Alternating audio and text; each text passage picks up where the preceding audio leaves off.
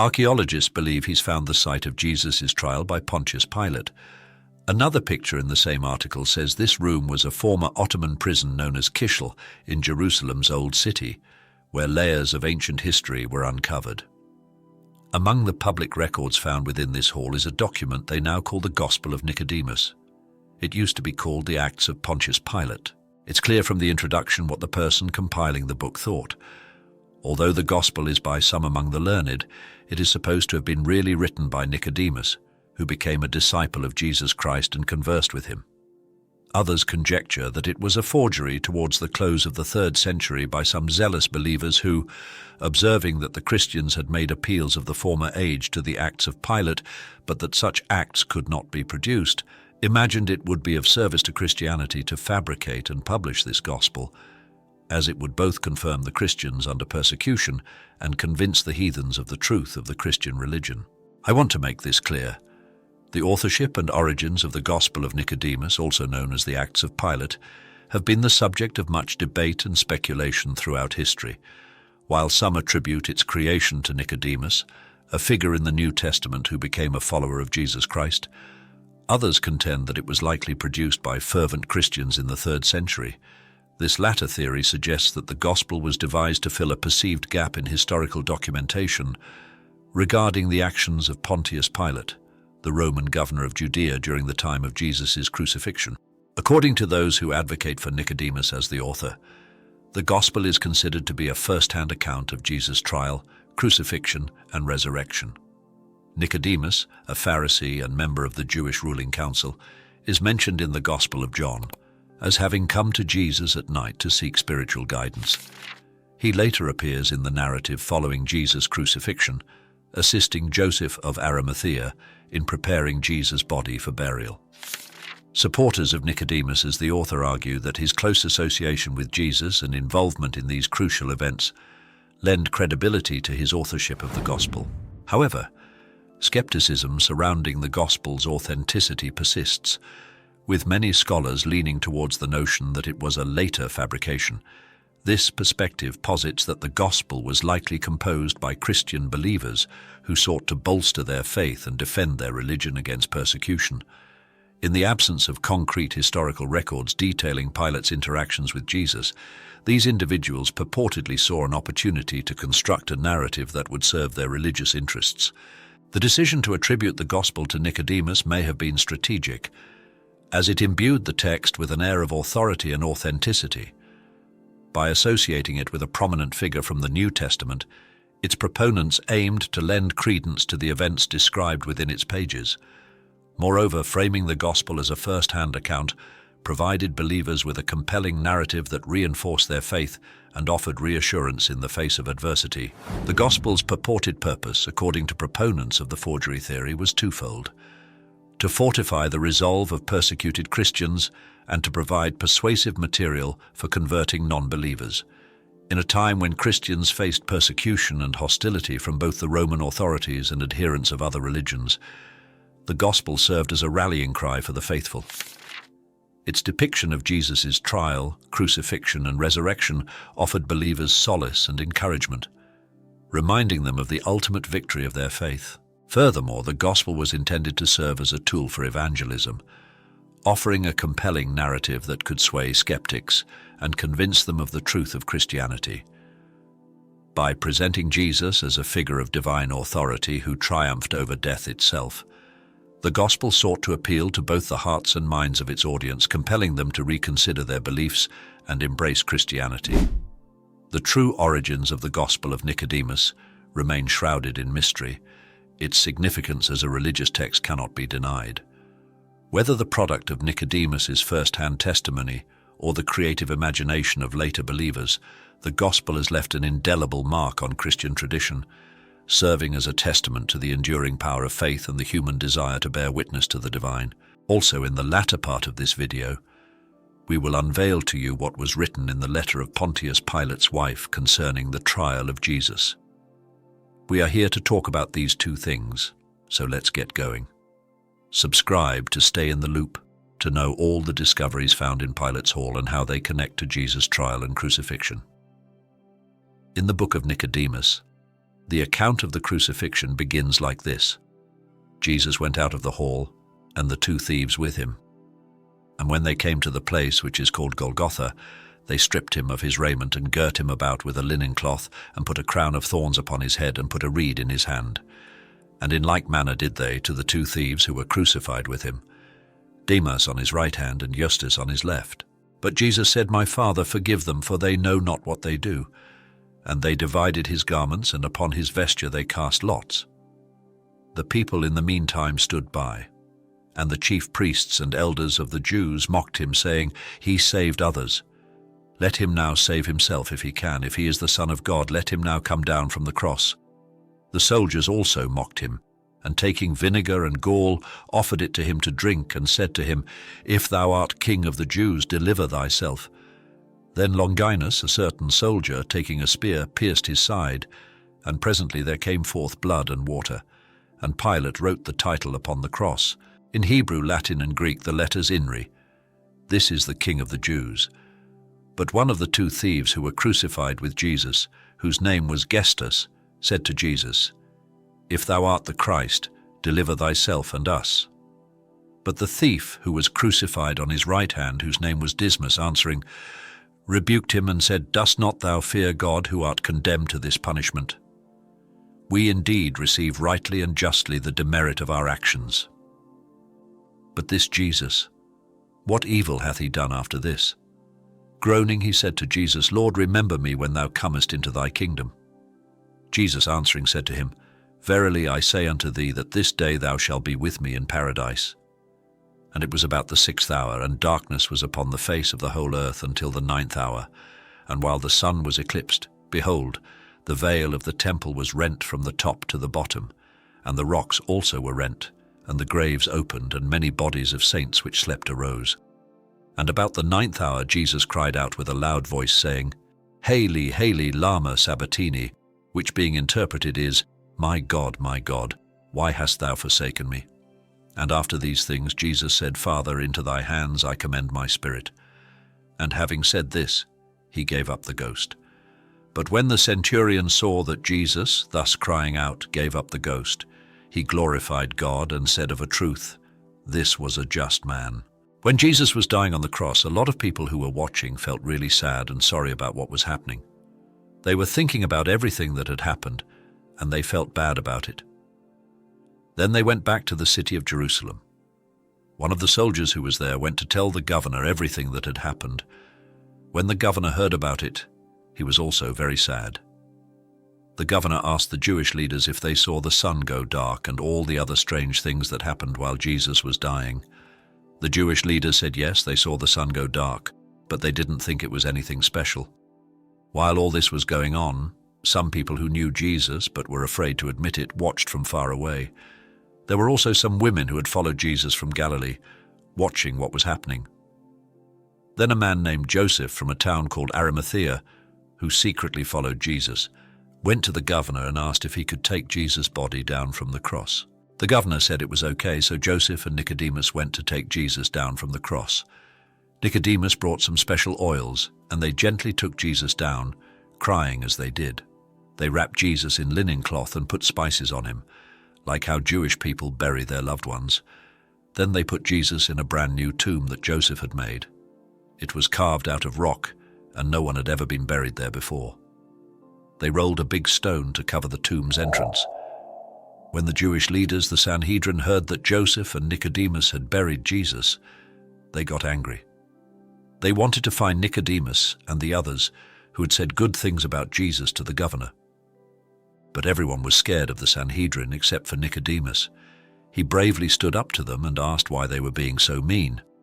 The Sanhedrin told him he shouldn't be allowed in the synagogue because he was friends with Jesus. They even said he should go to the same place as Jesus in the afterlife. Nicodemus answered, Amen. So may it be that I may have my lot with him in his kingdom. In like manner Joseph, when he came to the Jews, said to them, Why are ye angry with me for desiring the body of Jesus of Pilate? Behold, I have put him in my tomb and wrapped him up in clean linen and put a stone at the door of the sepulchre. I have acted rightly towards him, but ye have acted unjustly, aghast that just person in crucifying him, giving him vinegar to drink. crowning him with thorns, tearing his body with whips, and praying down the guilt of his blood upon you." The Jews at the hearing of this were disquieted and troubled. And they seized Joseph and commanded him to be put in custody before the Sabbath, and kept there till the Sabbath was over. And they said to him, "Make a confession, for at this time it is not lawful to do thee any harm till the first day of the week come. But we know that thou wilt not be thought worthy of a burial, but we will give thy flesh to the birds of the air and to the beasts of the earth." Joseph answered, "That speech is like the speech of proud Goliath, who reproached the living God in speaking against David. But ye, scribes and doctors, know that God saith by the prophet, Vengeance is mine, and I will repay to you evil equal to that which ye have threatened to me. The God whom you have hanged upon the cross is able to deliver me out of your hands. All your wickedness will return upon you." For the governor, when he washed his hands, said, "I am clear from the blood of this just person." But ye answered and cried out, "His blood be upon us and our children. According as ye have said, may ye perish forever." The elders of the Jews, hearing these words, were exceedingly enraged, and seizing Joseph, they put him into a chamber where there was no window. They fastened the door and put a seal upon the lock. And Annas and Caiaphas placed a guard upon it, and took counsel with the priests and Levites that they should all meet after the Sabbath. And they contrived to what death they should put Joseph. When they had done this, the rulers Annas and Caiaphas ordered Joseph to be brought forth. And there is a side note that says, in this place there is a portion of the gospel lost or omitted which cannot be supplied. When all the assembly heard this, they admired and were astonished, because they found the same seal upon the lock of the chamber and could not find Joseph. Then Annas and Caiaphas went forth, and while they were all admiring at Joseph's being gone, behold, one of the soldiers who kept the sepulchre of Jesus spoke in the assembly, that while they were guarding the sepulchre of Jesus, there was an earthquake. And we saw an angel of God roll away the stone of the sepulchre and sit upon it. And his countenance was like lightning, and his garment like snow. And we became, through fear, like persons dead. And we heard an angel saying to the women at the sepulchre of Jesus, "Do not fear. I know that you seek Jesus who was crucified. He is risen, as he foretold. Come and see the place where he was laid, and go presently, and tell his disciples that he is risen from the dead, and he will go before you into Galilee. There ye shall see him as he told you." Then the Jews called together all the soldiers who kept the sepulchre of Jesus, and said to them, "Who are these women to whom the angel spoke? Why did you not seize them?" The soldiers answered and said, "We know not who the women were. Besides, we became as dead persons through fear. And how could we seize these women?" The Jews said to them, "As the Lord liveth, we do not believe you." The soldiers answering said to the Jews, "When ye saw and heard Jesus working so many miracles, and did not believe him, how should ye believe us? Ye well said, As the Lord liveth, for the Lord truly does live. We have heard that ye shut up Joseph, who buried the body of Jesus in a chamber under a lock which was sealed, and when ye opened it, found him not there. Do ye then produce Joseph, whom ye put under guard in the chamber, and we will produce Jesus, whom we guarded in the sepulchre." The Jews answered and said, "We will produce Joseph." "Do ye produce Jesus? But Joseph is in his own city of Arimathea." The soldiers replied, "If Joseph is in Arimathea, and Jesus in Galilee, we heard the angel inform the women." The Jews, hearing this, were afraid, and said among themselves, "If by any means these things should become public, then everybody would believe in Jesus." Then they gathered a large sum of money and gave it to the soldiers, saying, "Do ye tell the people that the disciples of Jesus came in the night when ye were asleep, and stole away the body of Jesus? And if Pilate the governor should hear of this, we will satisfy him and secure you." The soldiers accordingly took the money, and said as they were instructed by the Jews, and their report was spread abroad among the people. But a certain priest, Phinehas Arda, a schoolmaster, and a Levite named Agi, they three came from Galilee to Jerusalem, and told the chief priests and all who were in the synagogue, saying, "We have seen Jesus whom ye crucified, talking with his 11 disciples, and sitting in the midst of them in Mount Olivet, and saying to them, Go forth into the whole world. Preach the gospel to all nations, baptizing them in the name of the Father and the Son and the Holy Ghost. And whosoever shall believe and be baptized shall be saved. And when he said these things to his disciples, we saw him ascending up to heaven. When the chief priests, the elders, and the Levites heard these things, they said to these three men, "Give glory to the God of Israel, and make confession to him whether those things are true which ye say ye have seen and heard." They answering said, "As the Lord of our fathers liveth, the God of Abraham and the God of Isaac and the God of Jacob, according as we heard Jesus talking with his disciples, and according as we saw him ascending up to heaven, so we have related the truth to you." And the three men further answered and said, adding these words, "If we should not own the words which we heard Jesus speak, and that we saw him ascending into heaven, we should be guilty of sin." Then the chief priests immediately rose up, and holding the book of the law in their hands, conjured these men, saying, "Ye shall no more hereafter declare these things which ye have spoken concerning Jesus." And they gave them a large sum of money, and sent other persons along with them, who should conduct them to their own country, that they might not by any means make any stay at Jerusalem. Then the Jews did assemble all together, and having expressed the most lamentable concern, said, "What is this extraordinary thing which has come to pass in Jerusalem?" But Annas and Caiaphas comforted them, saying, "Why should we believe the soldiers who guarded the sepulchre of Jesus in telling us that an angel rolled away the stone from the door of the sepulchre? Perhaps his own disciples told them this and gave them money that they should say so, and they themselves took away the body of Jesus. Besides, consider this, that there is no credit to be given to foreigners, because they also took a large sum of us. And they have declared to us, according to the instructions which we gave them, they must either be faithful to us or to the disciples of Jesus." All right, so now that we are done with the first part of today's topic, let's reflect on all the names mentioned. These are not names found in the canonical Bible.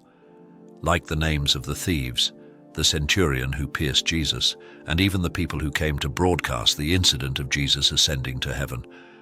What shall we say about this book? Can we accept it to be part of the Bible we read, or we should also read it to find solace in the death of Christ? Let us know what you think in the comment section. The second part of the video which we spoke about has to do with the wife of Pontius Pilate, who goes by the name Procula or Claudia.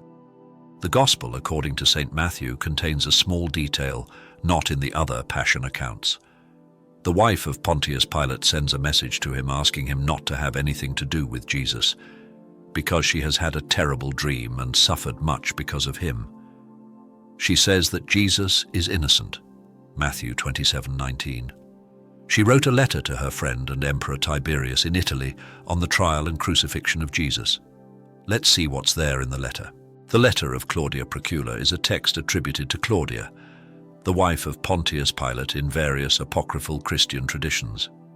In these traditions, Claudia is depicted as a sympathetic figure who intervenes on behalf of Jesus. The content of the letter varies depending on the version, but generally it describes Claudia's dream warning her husband about the innocence of Jesus and urging him not to have any part in his crucifixion. One common theme in these texts is Claudia's assertion of Jesus' innocence and her plea for Pilate to release him. The letter often emphasizes Claudia's anguish and guilt over Jesus' fate, portraying her as a morally conflicted character who recognizes the injustice of his condemnation. The exact wording and details of the letter can differ significantly among different versions and retellings of the story, as it is not a canonical or historical document. Instead, it belongs to the realm of Christian apocrypha, which includes various non-canonical texts that were not included in the official Christian biblical canon. These texts often serve theological or narrative purposes within specific Christian communities and were considered authoritative sources for understanding historical events. In our next video, we will share the details of this letter. Thanks for watching. Stay tuned. Bye.